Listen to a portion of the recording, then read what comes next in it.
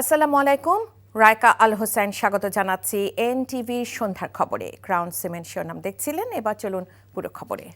দ্বিতীয় ক্যাম্পাসের কাজ সেনাবাহিনীর কাছে হস্তান্তর সহ ৩ দফা দাবিতে সচিবালয়ের সামনে অবস্থান নিয়ে বিক্ষোভ করছেন জগন্নাথ বিশ্ববিদ্যালয়ের শিক্ষার্থীরা। ক্যাম্পাসে বিক্ষোভ শেষে বিকেল ৫টার দিকে সচিবালয়ের সামনে অনশনে বসেন তারা। দাবি না মানলে আরও কঠোর কর্মসূচির হুঁশিয়ারি আন্দোলনকারীদের। শিক্ষার্থীদের দাবির সঙ্গে একাত্মতা জানিয়েছে শিক্ষক সমিতি। আপেল শাহরিয়ারের রিপোর্ট।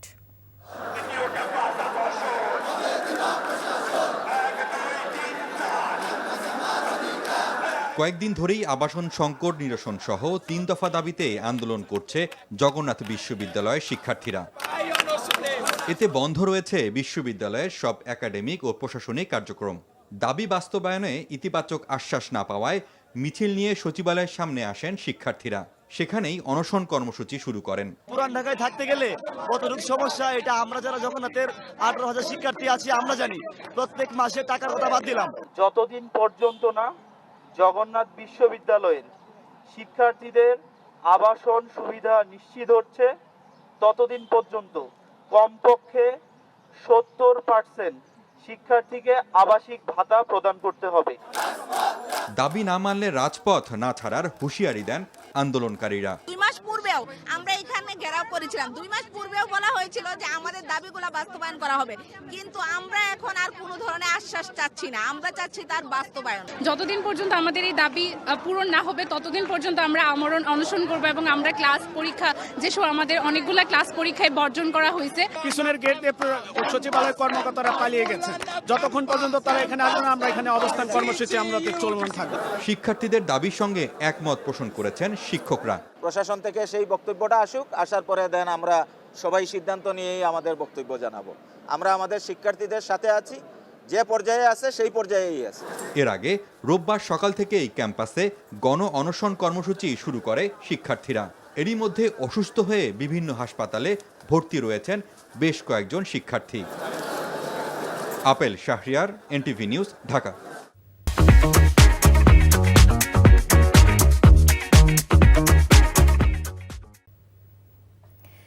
এই মুহূর্তে সচিবালয়ের সামনে আছেন আমাদের স্টাফ করেসপন্ডেন্ট নাহিদ প্রিন্স। সরাসরি যাচ্ছি তার কাছে। নাহিদ, বুধবারের মধ্যে তো তাদের শিক্ষার্থীদের দাবি পূরণের আশ্বাস দেওয়া হয়েছে, তো এই মুহূর্তে শিক্ষার্থীরা কি করছেন, তারা কি বলছে?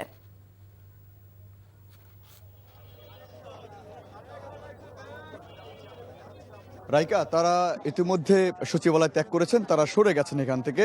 তারা যেটি বলছেন যে বুধবার সেখানে সেনাবাহিনী, শিক্ষক প্রতিনিধি এবং শিক্ষার্থী প্রতিনিধি দলরা কিন্তু মিটিংয়ে বসবেন। সেই মিটিংয়ে মূলত তারা আশ্বাস পেয়েছেন যে সেখানে একটি ভালো সিদ্ধান্ত আসতে যাচ্ছে, সেটি তারা বলছিলেন। তবে সচিবালয় ছেড়ে দিলেও কিন্তু তারা আগামীকালকে সকাল 8টা থেকে তারা ক্যাম্পাসে অনশন করবেন এবং সেখানে শাটডাউন যে কর্মসূচি সেটি কিন্তু তাদের থাকবে, সেটি তারা বলছিলেন যে যতদিন পর্যন্ত তাদের দাবি একদম পুরোপুরিভাবে মেনে নেওয়া না হবে ততদিন পর্যন্ত তাদের কর্মসূচিগুলো তারা চালিয়ে যাবেন। তারা বলছিলেন যে 2 মাস আগেও কিন্তু একই দাবিতে তারা সচিবালয়ে আন্দোলন করছিলেন, কিন্তু সেই পরিপ্রেক্ষিতে কিন্তু 7 দিনের মধ্যে তাদের দাবি দেওয়ার বিষয়ে নিশ্চিত করার কথা ছিল, কিন্তু সেটি নিশ্চিত না হওয়ার কারণে কিন্তু তারা আবারও এই 2 মাস পরে তারা আন্দোলন করছেন। তো তারা বলছেন যে এটি পুরোপুরি দাবি আদায় না হওয়া পর্যন্ত তারা ক্যাম্পাস ছাড়বেন না। সেটি আগামীকাল থেকে পুরোপুরি ক্যাম্পাস শাটডাউন থাকবে, বন্ধ থাকবে ক্যাম্পাস। তো তাদের 3টি দাবি মূলত মন্ত্রণালয় থেকে চিঠি দিয়েছেন যে তাদের দাবিগুলো মেনে নেওয়া হবে, যেহেতু যৌক্তিক দাবি তারা বলছেন, সেক্ষেত্রে তাদের মেনে নেওয়া হবে। বিকেল 4টার পর থেকে কিন্তু জগন্নাথ বিশ্ববিদ্যালয় থেকে মূলত তাদের যে মিছিল, সেই মিছিল নিয়ে তারা মূলত সেই সচিবালয়মুখী হন। সেখানে 5টার সময় কিন্তু সচিবালয়ের যে 0 পয়েন্ট রয়েছে সেখানে কিন্তু তারা ব্যারিকেড ভেঙে, তারা পুলিশের ব্যারিকেড ভেঙে তারা মূলত সচিবালয়ে প্রবেশ করেন। তারপর কিন্তু তারা বিভিন্ন স্লোগান দেন তাদের সেই ক্যাম্পাস নিয়ে। তারা যেটি বলছিলেন যে তাদের যে পুরান ঢাকায় তাদের থাকার খরচ এবং সেই সব কিছু বহন করতে কিন্তু তাদের অনেক টাকা খরচ হয়ে যায়। সেটি যদি বিশ্ববিদ্যালয় কর্তৃপক্ষ নিশ্চিত করেন সেই আবাসনের বিষয়, তাহলে কিন্তু তাদের পড়াশুনো করার ক্ষেত্রে তারা যে সুযোগ সুবিধা পাওয়ার কথা সেটি তাদের নিশ্চিত করা যাবে। তো এগুলো তারা বলছিলেন, তারা চাচ্ছিলেন যে তাদের ক্যাম্পাসের কার্যক্রম সেনাবাহিনী করে দেবেন এবং সেনাবাহিনীর কাছে তারা মূলত তাদের কার্যক্রম হস্তান্তর করতে চাচ্ছেন। তো এগুলোই কিন্তু মূলত তাদের দাবি। তারা আবাসন প্রকল্প তারা চাচ্ছেন, আবাসন ব্যবস্থা চাচ্ছেন, তারা যে ক্যাম্পাসের বাইরে থাকতে যে তাদের সমস্যা সেইগুলোই তারা মূলত এখানে আলোচনা করেছেন। তো সবকিছু মিলিয়ে কিন্তু সচিবালয় এখন তেমন শিক্ষার্থী নেই, তারা সবাই চলে গেছেন। পুলিশের সদস্যরা কিন্তু রয়েছেন, তারা নিরাপত্তা দিচ্ছিলেন তাদেরকে। তো এই ছিল আমার কাছে সচিবালয়ের সামনে থেকে সর্বশেষ। রাইকা।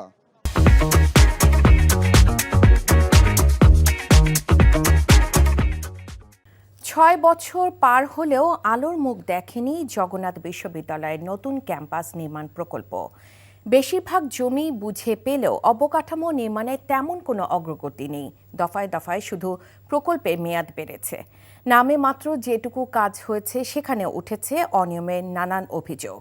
ফলে নানা জটিলতায় থমকে আছে জগন্নাথ বিশ্ববিদ্যালয়ের শিক্ষার্থীদের দীর্ঘদিনের চাওয়া। হাসানুল শাওনের রিপোর্ট। বিশ্ববিদ্যালয়ের রূপান্তরের ১৯ বছর পরেও ক্লাসরুম, হল, ল্যাবসহ নানা সংকটে জগন্নাথের শিক্ষার্থীরা। তাদের আন্দোলনের প্রেক্ষিতে কেরানীগঞ্জে বিশ্ববিদ্যালয়টির নতুন ক্যাম্পাস নির্মাণের মহাপরিকল্পনা নেওয়া হয়েছিল ২০১৮ সালের শেষ দিকে। কিন্তু প্রকল্প অনুমোদনের ৬ বছর পার হলেও তেমন একটা অগ্রগতি না থাকায় গত বছরের নভেম্বরে ফের রাস্তায় নামেন বিশ্ববিদ্যালয়টির শিক্ষার্থীরা। সেনাবাহিনীকে নতুন ক্যাম্পাসের কাজ দেওয়ার দাবি করা হয় অন্তর্বর্তী সরকারের কাছে। শিক্ষা মন্ত্রণালয়ও তাতে সবুজ সংকেত দেয়। এটাকে আমরা এই অন্তর্বর্তী সরকারের একটা মেগা প্রজেক্ট বলেই মনে করা যেতে পারে। এটা শুরুটা হবে এখন। ঢাকার কেরানীগঞ্জের তেঘরিয়ায় জগন্নাথ বিশ্ববিদ্যালয়ের সেই দ্বিতীয় ক্যাম্পাসের সীমানায় দাঁড়ালে এখনও দেখা যায় শুধু খোলা মাঠ। এতদিনে ভূমি উন্নয়নের কাজ হয়েছে অর্ধেক। কেবলমাত্র লেক আর পুকুর খনন হলেও সীমানা প্রাচীর ও ঘাট নির্মাণের কাজ চলছে থেমে থেমে।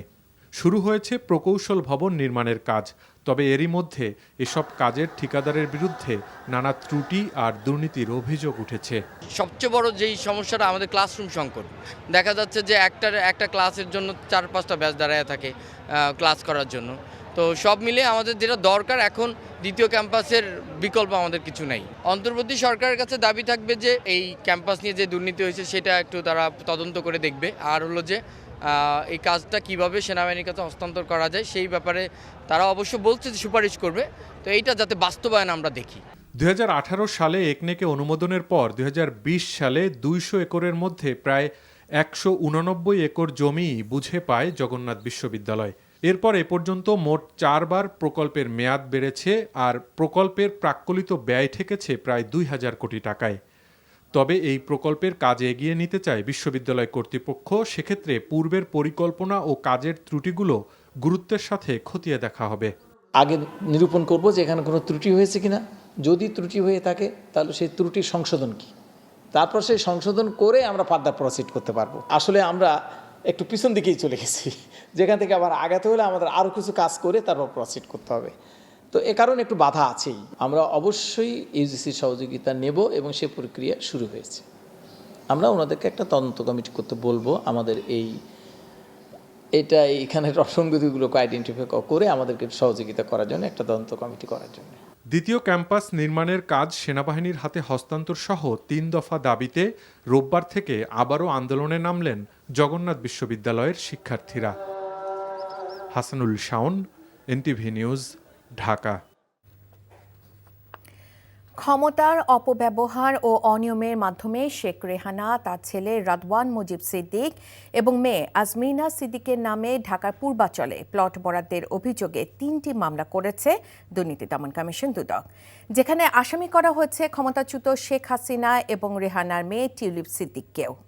দুদকের মহাপরিচালক আক্তার হোসেন সাংবাদিকদের একথা জানান। মেজবা হাসানের রিপোর্ট। ছাত্র জনতার অভ্যুত্থানে শেখ হাসিনা পালিয়ে যাওয়ার পর একের পর এক বেরিয়ে আসতে শুরু করেছে ১৬ বছর ধরে দুর্নীতি অনিয়মের খবর। শুধু নেতাকর্মীরাই নয়, ক্ষমতার অপব্যবহার করে তার পরিবারের সদস্যরাও হাতিয়ে নিয়েছে কোটি কোটি টাকা, জমি ও প্লট। সাম্প্রতিক সময়ে ক্ষমতাচ্যুত শেখ হাসিনা ও তার পরিবারের বিরুদ্ধে ক্ষমতার অপব্যবহার, অনিয়ম ও দুর্নীতির মাধ্যমে নিজ নামে ও তার পরিবার সদস্যদের নামে 10 কাঠার 6টি প্লট বরাদ্দের অভিযোগ উঠলে অনুসন্ধানে তার প্রমাণ পায় দুদক। ঢাকা শহরে রাজুকের এখতিয়ারাধীন এলাকায় বাড়ি বা ফ্ল্যাট বা আবাসন সুবিধা থাকার পরও তা হলফনামায় গোপন করে পূর্বাচল নতুন শহর প্রকল্পের অতি গুরুত্বপূর্ণ কূটনৈতিক এলাকায় একটি 10 কাঠার প্লট বরাদ্দের ক্ষেত্রে ডিআইটি রুলস 1969-এর বিধি 4, 5, 6, 9 ও 13A1C এর বিধান লঙ্ঘন করা হয়েছে মর্মে অনুসন্ধানকালে তথ্য উদ্ঘাটিত হয়েছে। রাজুকের ঊর্ধ্বতন কর্মকর্তাদের যোগসাজশে শেখ হাসিনার এমন কর্মকাণ্ডের জন্য 16 জনকে আসামি করা হয়েছে। অভিযোগ সংশ্লিষ্ট জনাব রাদওয়ান মুজিব সিদ্দিক, তার বোন জনাব টিউলিপ রিজওয়ানা সিদ্দিক এবং জনাব শেখ হাসিনা সাবেক প্রধানমন্ত্রী সহ মোট 16 জন গৃহায়ন ও গণপূর্ত মন্ত্রণালয়ের কর্মকর্তা এবং রাজুকের কর্মকর্তাদের বিরুদ্ধে বেআইনিভাবে ক্ষমতার অপব্যবহার পূর্বক রাজুকের পূর্বাচল প্রকল্পের প্লট বরাদ্দের অভিযোগে আরও একটি মামলা রুজু করা হয়েছে। গত অক্টোবরে শেখ হাসিনার পরিবারের 6 সদস্যের নামে পূর্বাচলে প্লট বরাদ্দের অনিয়ম নিয়ে সংবাদ প্রকাশের পর আওয়ামী লীগ সরকারের 1.5 দশকের প্লট বরাদ্দে অনিয়ম তদন্তের নির্দেশ দিয়েছিল high court. Misbah Hasan, NTV news, Dhaka. Sheikh হাসিনার পরিবার দেশ থেকে 80,000 কোটি পাচার করেছে বলে অভিযোগ করেছেন বিএনপির সিনিয়র যুগ্ম মহাসচিব রিজভী আহমেদ। বলেছেন, স্বৈরাচার শেখ হাসিনা তার পরিবারের নামে পূর্বাচলে 7 কাঠা জমি বরাদ্দ নিয়েছেন। এখন একের পর এক থলের বিড়াল বেরিয়ে আসছে। বেগম জিয়ার সুস্থতা কামনায় নয়াপল্টনে দোয়া মাহফিলে রিজভী বলেন, এসব দুর্নীতির বিরুদ্ধে যাতে কেউ কথা বলতে না পারে সেজন্য বিএনপি চেয়ারপারসনকে বন্দী রাখা হয়েছিল। যেসব বিচারক বেগম খালেদা জিয়াকে অন্যায়ভাবে সাজা দিয়েছেন তারা এখনো ষড়যন্ত্র করছে বলে মন্তব্য করেন তিনি। শেখ হাসিনা দেশের স্বার্থ ভারতের কাছে বিকিয়ে দিয়েছিলেন মন্তব্য করে রিজভী আহমেদ বলেন, আওয়ামী লীগ সরকার ছিল ভারতের সেবাদাস। শেখ হাসিনা প্রতিবেশী দেশকে সীমান্তের 160টি জায়গায় কাঁটা তারে বেড়া করতে দিয়েছিলেন বলেও অভিযোগ রিজভীর। আরো তো আওয়ামী লীগের নানা নেতা আছেন, সালমান এফ রহমান, তারপরে আনিসুল হক, যারা লুটপাটের সঙ্গী শেখ হাসিনা, তাদেরটা বাদ দিলাম। শুধু শেখ হাসিনা, সাইমাবাজের পুতুল, সজীবাজের জয় এবং শেখ রেহেনার ছেলে ববি, এদের সহ আরো 2-1 জনের নামে 80,000 কোটি টাকা পাচার হয়েছে। তো শেখ হাসিনা তার এই অন্যায়, তার এই অবৈধ লুটপাট, গোটা বাংলাদেশের সম্পদকে নিজের আঁচলের মধ্যে বেঁধে রেখে তিনি দুঃশাসন কায়েম করেছিলেন। বাংলাদেশের যে কোনো জায়গায় যে কোনো সম্পত্তি যেটা ভালো মনে করেছে, শেখ হাসিনার পছন্দ হয়েছে, সেটাকেই সে আত্মসাৎ করেছে একটা কি বলে যে নামমাত্র একটা আইনি কাঠামোর মধ্যে। আইনি কাঠামোটা কি? শেখ হাসিনারই তৈরি করা। বিএনপির সর্বোচ্চ নীতি নির্ধারণী ফোরাম জাতীয় স্থায়ী কমিটির বৈঠক অনুষ্ঠিত হয়েছে। দলের চেয়ারপারসনের গুলশান কার্যালয়ে সন্ধ্যায় এই বৈঠক হয়। লন্ডন থেকে ভার্চুয়ালি যুক্ত হয়ে বৈঠকে সভাপতিত্ব করেন বিএনপির ভারপ্রাপ্ত চেয়ারম্যান তারেক রহমান। সমসাময়িক রাজনৈতিক বিষয়সহ আগামী দিনে দলে করণীয় নিয়ে সভায় আলোচনা হয় বলে জানা গেছে। বিএনপি মহাসচিব মির্জা ফখরুল ইসলাম আলমগীর, ডক্টর খন্দকার মোশাররফ হোসেন, ডক্টর আব্দুল মঈন খান, নজরুল ইসলাম খান সহ স্থায়ী কমিটির বেশিরভাগ সদস্য বৈঠকে উপস্থিত ছিলেন।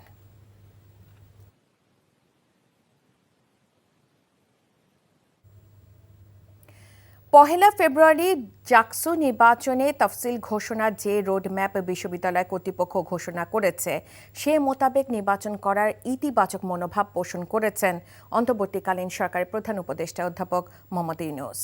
জাহাঙ্গীরনগর বিশ্ববিদ্যালয়ের উপাচার্য আজ প্রধান উপদেষ্টার সাথে সাক্ষাৎ করতে গেলে তিনি তার এই মনোভাবের কথা জানান। ডক্টর ইউনূস বলেন, যদি বিশ্ববিদ্যালয় কর্তৃপক্ষ নির্বাচন করতে চায় তবে করতে পারেন। জাকসু নির্বাচনের জন্য 10 জানুয়ারি খসড়া ভোটার তালিকা প্রকাশ করা হয়েছে জানিয়ে উপাচার্য এ বিষয়ে প্রধান উপদেষ্টা পরামর্শ চান।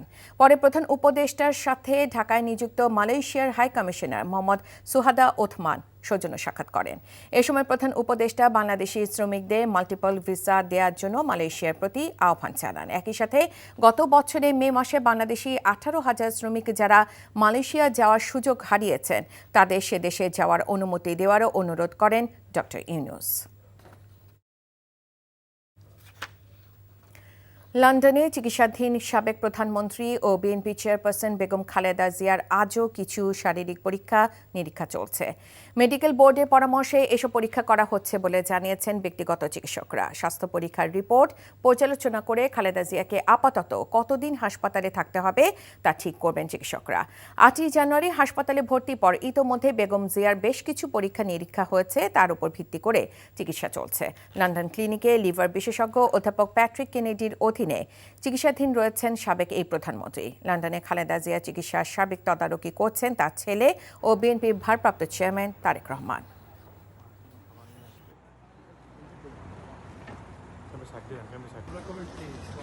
সবাই সবার জন্য দোয়া করতে হবে।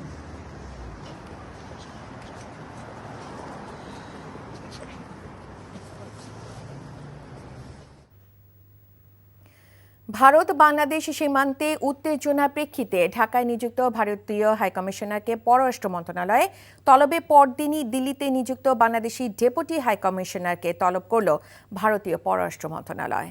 সোমবার ভারতীয় পররাষ্ট্র মন্ত্রণালয় তলব করলে নয়াদিল্লিতে নিযুক্ত বাংলাদেশের deputy high commissioner Nurul Islam south ব্লকে গিয়ে বৈঠক করেন।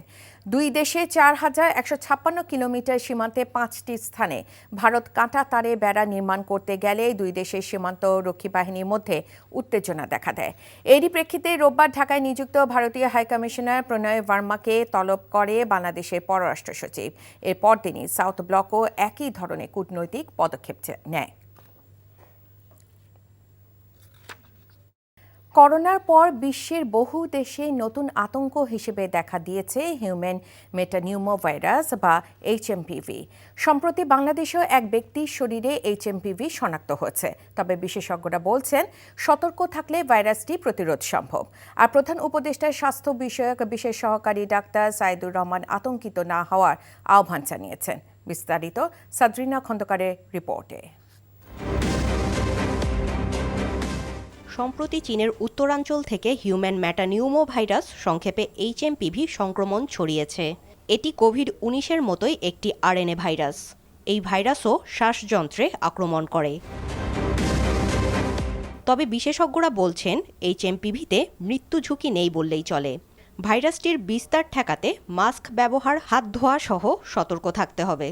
মেটানিউমোভাইরাস কিন্তু আপনার অনেক দিন থেকেই আমাদের মধ্যে আছে এবং এটা এখন পর্যন্ত আপনার চায়না বলেন, ইন্ডিয়া বলেন, যেই জায়গায় এগুলি বেশি পরিমাণে ডায়াগনোসিস হয়েছে সেখানে কিন্তু মিউটেশনসের কোনো কথা আসেনি কিন্তু। সুতরাং এটাকে এখন পর্যন্ত বলা যাচ্ছে যে এটা করোনার মতো বা কোভিডের মতো কোনো ধরনের প্রাণসংহারী ভূমিকায় হয়তোবা যাবে না। HMPV সংক্রমিত হলে সাধারণ জ্বর বা ফ্লুর মতো উপসর্গ দেখা যায়। শিশু, বয়স্ক এবং যাদের রোগ প্রতিরোধ ক্ষমতা দুর্বল তারাই বেশি এই ভাইরাসে আক্রান্ত হচ্ছে। সর্দি হবে, কাশি হবে, নাক বন্ধ হয়ে যেতে পারে, গলা ব্যথা হতে পারে, জ্বর তো হবেই। সেটা হলে তো আপনাকে বিশ্রাম নিতে হবে। 3 দিন যে কোনো ভাইরাসের জ্বর 3 দিনে কমে যায়। যদি 3 দিনের পর কমে না গিয়ে বাড়তে থাকে, নিশ্চয়ই চিকিৎসকের পরামর্শ নিতে হবে এবং চিকিৎসক পরামর্শ করে ব্যবস্থা নেবে, লক্ষণভিত্তিক চিকিৎসা। সচিবালয় ব্রিফিংয়ে প্রধান উপদেষ্টার স্বাস্থ্য বিষয়ক বিশেষ সহকারী অধ্যাপক ডাক্তার সায়েদুর রহমান বলেন, HMPV সাধারণ জ্বরের ভাইরাস, এতে আতঙ্কের কিছু নেই। এখন পর্যন্ত বিশ্ব স্বাস্থ্য সংস্থা বা কোনো রেগুলেটর যেহেতু অ্যালার্ম জেনারেট করেনি, অর্থাৎ এই মুহূর্তে সাধারণ মানুষের জন্য বার্তাটা হচ্ছে কোনো রকম আতঙ্কিত হওয়ার মতো কোনো পরিস্থিতি তৈরি হয়নি। 2001 সালে প্রথম HMPV ভাইরাস শনাক্ত হয়, আর বাংলাদেশে 7 বছর আগে এই ভাইরাসের অস্তিত্ব পাওয়া গিয়েছিল। সাদরিনা খন্দকার, NTV নিউজ, ঢাকা। জুলাই আন্দোলনের আলোচিত হত্যাকাণ্ড শহীদ আবু সাইদের মৃত্যুর 4 থেকে 5 মাস পেরিয়ে গেলেও বেশিরভাগ এজাহারভুক্ত আসামিরা গ্রেফতার না হওয়ায় তাদের দ্রুত গ্রেফতার ও জুলাই আন্দোলনে সকল শহীদদের বিচার কার্যক্রম সম্পন্ন করার দাবি জানিয়েছেন আবু সাইদের বড় ভাই রমজান আলী। বিকেলে আন্তর্জাতিক অপরাধ ট্রাইব্যুনালের চিফ প্রসিকিউটর তাজুল ইসলামের সাথে সাক্ষাতের পর তিনি গণমাধ্যমের কাছে একথা বলেন। অভিযোগ করেন আবু সাইদের হত্যায় জড়িতরা শপথে বহাল আছে। জানান বিচার কার্যক্রমের খোঁজ খবর নিতেই ট্রাইব্যুনালে এসেছেন। রমজান আলী জানান প্রসিকিউশনের পক্ষ থেকে জুলাই আগস্ট আন্দোলনে নিহত শহীদ আবু সাইদ সহ সকল হত্যাকাণ্ডের বিচার সম্পন্ন হবে বলে আশ্বাস দেওয়া হচ্ছে। আমরা এসেছি সেই বিচার কার্যক্রমের খোঁজ খবর নেওয়ার জন্য।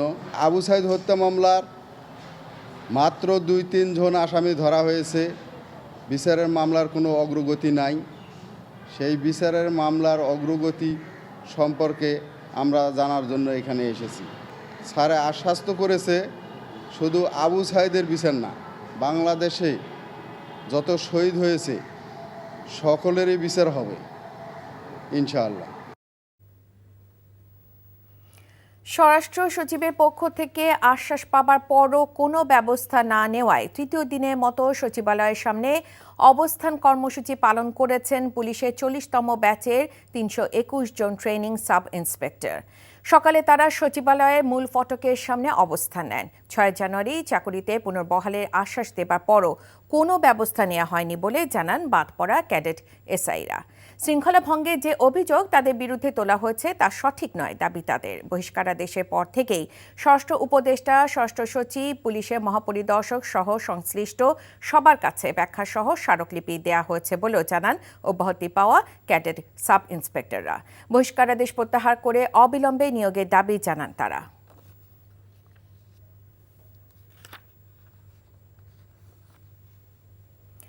বাংলাদেশ সীমান্তবর্তী কুমিল্লায় একটি পুকুরে কাঁটা তারে বেড়া নির্মাণ করছে ভারতীয় সীমান্তরক্ষী বাহিনী বিএসএফ।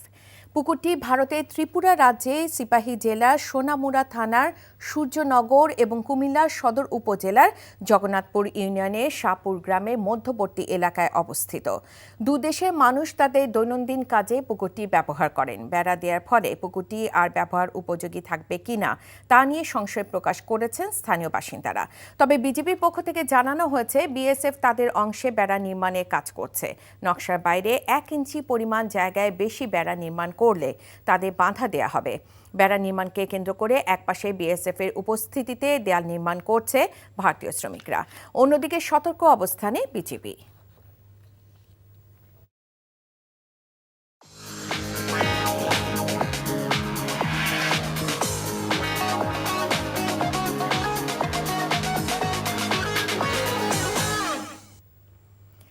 নগদ নিবেদিত অর্থনীতির খবর।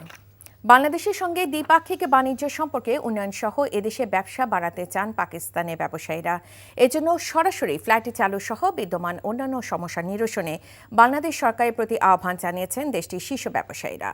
সকালে রাজধানী একটি হোটেলে এফবিসিসিআই আয়োজিত বাংলাদেশ পাকিস্তান বিজনেস ফোরামে এই আগ্রহের কথা জানান ঢাকা সফররত পাকিস্তানের ব্যবসায়ী প্রতিনিধি দল। এ সময় এফপিপিসিআই এর সভাপতি আতিফ ইকরাম শেখ দুই দেশের ব্যবসায়িক সম্পর্কের ক্ষেত্রে আগামী দিনে নতুন দুয়ার উন্মোচিত হবে বলে আশা প্রকাশ করেন। সেই সাথে বাংলাদেশের ব্যবসায়ীদের জন্য বাণিজ্যিক সহায়তা অব্যাহত থাকবে বলেও জানান তিনি। অন্যদিকে এফপিসিসিআই এর পক্ষ থেকে বাংলাদেশে বিনিয়োগের জন্য পাকিস্তানি ব্যবসায়ীদের আহ্বান জানানো হয়। এছাড়া বাংলাদেশ পাকিস্তানের বিভিন্ন খাতের ব্যবসায়ীরা দুই দেশের বাণিজ্যিক সম্পর্কের সম্ভাবনা ও চ্যালেঞ্জ তুলে ধরে আমদানি রপ্তানি বৃদ্ধিতে প্রয়োজনীয় উদ্যোগ গ্রহণের তাগিদ দেন।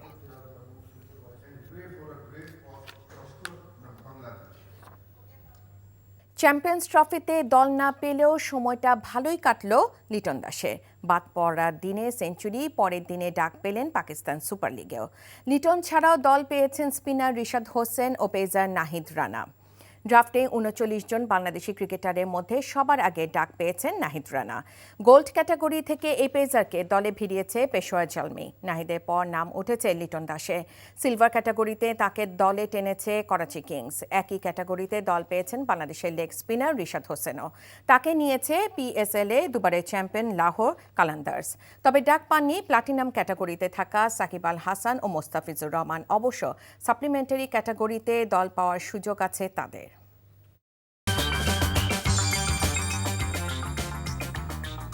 এই ছিল সন্ধ্যার খবরে। এই খবরে ভিডিও সহ আপডেট জানতে ভিজিট করুন এনটিভি অনলাইন www.ntvbd.com। এছাড়াও এনটিভির জনপ্রিয় সব অনুষ্ঠান ও খবরের আপডেট জানতে ভিজিট করুন আমাদের ইউটিউব ভেরিফাইড ফেসবুক পেজ। রাত 10:30 রাতে খবর দেখার আমন্ত্রণ জানিয়ে বিদায় নিচ্ছি। এতক্ষণ সাথে থাকার জন্য ধন্যবাদ সবাইকে।